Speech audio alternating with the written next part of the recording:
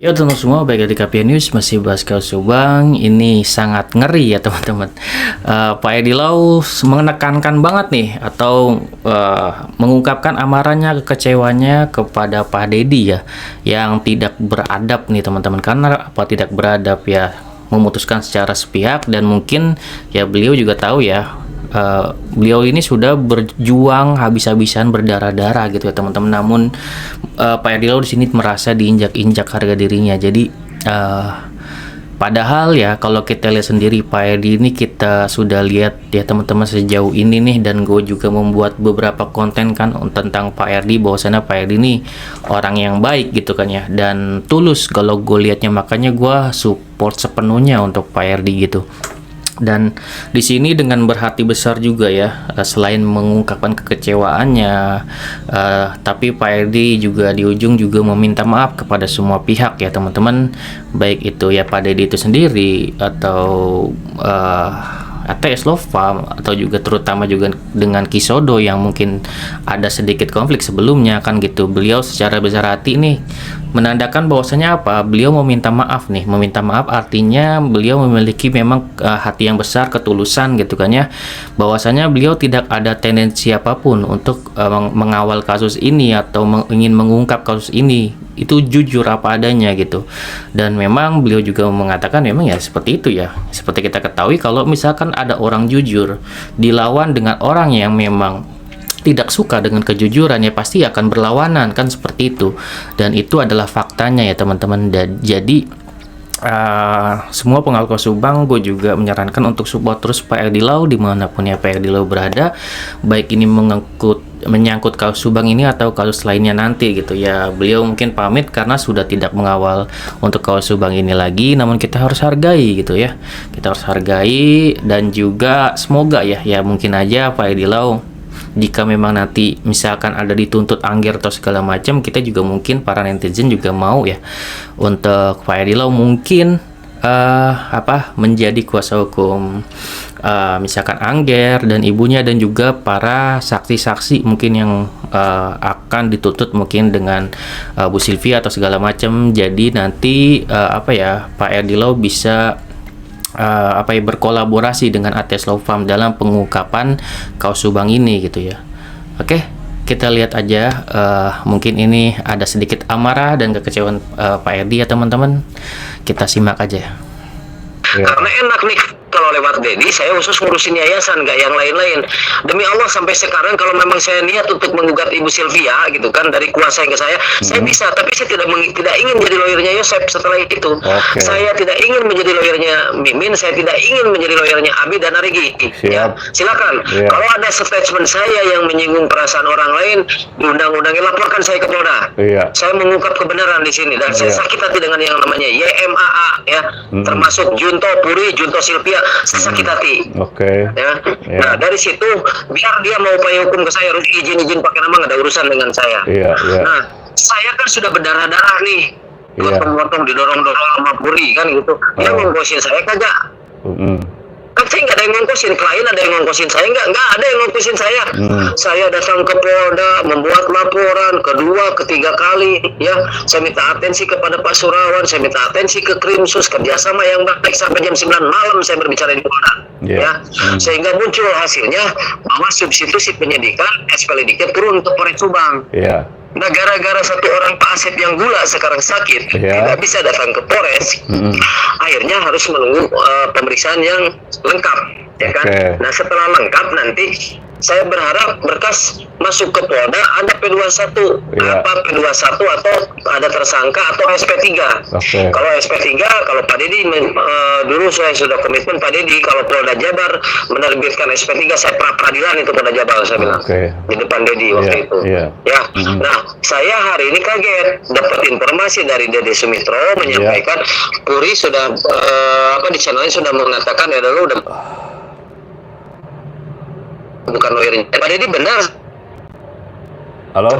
Udah mulai jengkel saya dengan muka si Dedi yang yang kayak gitu. Dia bilang, udah dikirim ke Bapak katanya. Mana ada, saya bilang, dikirim ke saya. Ini belum ada berkas yang pada dikirim semenjak kita dari 3 hari yang lalu komunikasi. Iya. Akhirnya dikirimkanlah sama dia tadi. Barusan? Maaf, Pak RD Lau segala macam. Barusan? Cara-cara pencabutan kuasa hukum yang tidak pakai adab. Nggak tahu malu. Tidak pakai sopan santun, ya kan? Cara-cara sepihak seperti kayak gini. Makanya saya WA ke dia, seperti apa yang sampaikan ke Bang Freddy Kesasena dengan Pak Dede Sumitro. Seandainya ada orang lain yang mengintervensi, ya, untuk saya berhenti jadi lawyernya Dedi, baik Polda Jabar maupun inisial F atau S segala macam itulah YouTuber sebelah gitu kan. Saya kan proses hukum itu perbuatan tidak menyenangkan, melanggar Undang-Undang Nomor 18 Tahun tentang advokat gitu kan. Coba sekarang kan sok-sokan. Nah ini saya dari awal aneh gitu lihat tingkah Pak Dedi ini. Pak Dedi ini mau dibantu tapi celingak-celinguk gitu, kayak maling, kayak Yosep gitu mukanya. Jadi saya bertanya-tanya, ini orang benar nggak sih yang mau saya bantu? Nah sekarang keraguan saya terjawab. Dia benar-benar mencabut kuasa hukum dengan secara tidak hormat, secara terpaksa. Saya harus mengatakan ini ada something, ini ada sesuatu, kan begitu. Tapi nggak apa-apa. Yang penting saya dikenal baik oleh kawan-kawan YouTuber Subang. Saya dikenal baik oleh para netizen. 2 kali saya menyatakan dengan sekarang saya meminta maaf kepada netizen Subang yang kenal sama Kisodo. Saya meminta maaf karena saya waktu itu berselisih yang lumayan agak sedikit sakit hati. Saya dibilang dia memframing saya di tim Perkasa ya.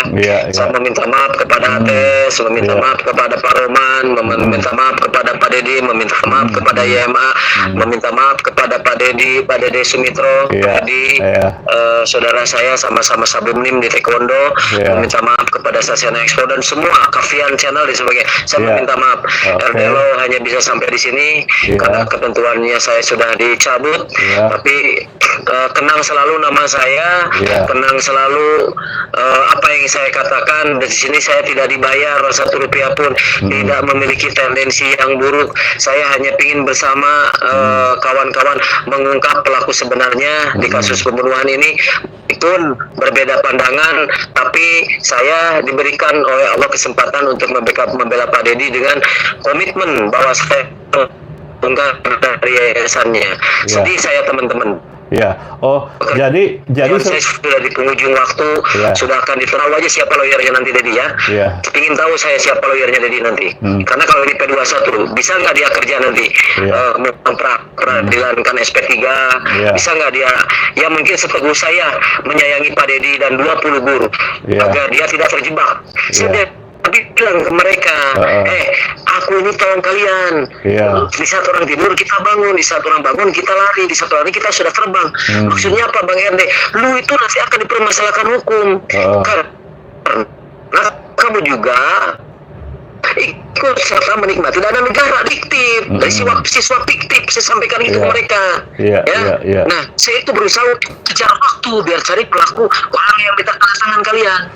Syukur-syukur jadi nggak dapat lawyer seperti saya nanti ya. Orang udah mau dibantu sama saya nyungkur semuanya kalian di penjara nanti. Kurang ajar, udah dikasih hati, udah dikasih baik, udah dikasih pengorbanan, udah dikasih perjuangan setelah saya. Apa coba hasilnya sekarang? Ya.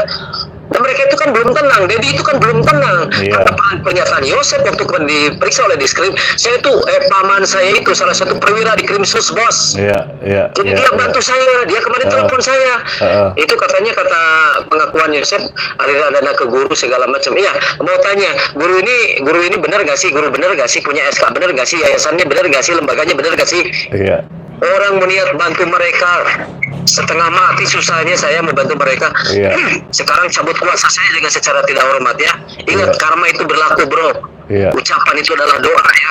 Ketika kalian mendolimi RD Lau, masuklah kalian semuanya, nggak ada urusan dengan saya. Sakit hati saya. Ya. Bang, saya urusannya nggak ada masalah. Kalau saya sudah tegak lurus membela kebenaran, setan dari langit ke-7 datang, gua habisin orang itu. Itu prinsip saya, Pak. Saya lawyer yang nggak takut mati kalau saya membela klien saya. Ini Allah memberikan lawyer yang benar-benar biaya sendiri, memberikan kasih sayang. Jadi nggak punya rokok, gua beliin rokok. Mereka nggak bisa makan, gua beliin makan, kan begitu. Sekarang benar-benar mempermalukan saya di kasus Subang. Silakan. setelah silakan selami sendiri kan begitu. Cuman saya bukannya bukan penendam, Iya. tapi saya ingin datang menghadap ke Subang dengan muka saya, pergi pun dengan muka saya secara gentleman ya. Bang. Saya ingin Oke. kuat bagaimana menghadapi cobaan ini. Karena apa? Saya sudah bekerja berdarah-darah diperlakukan seperti ini.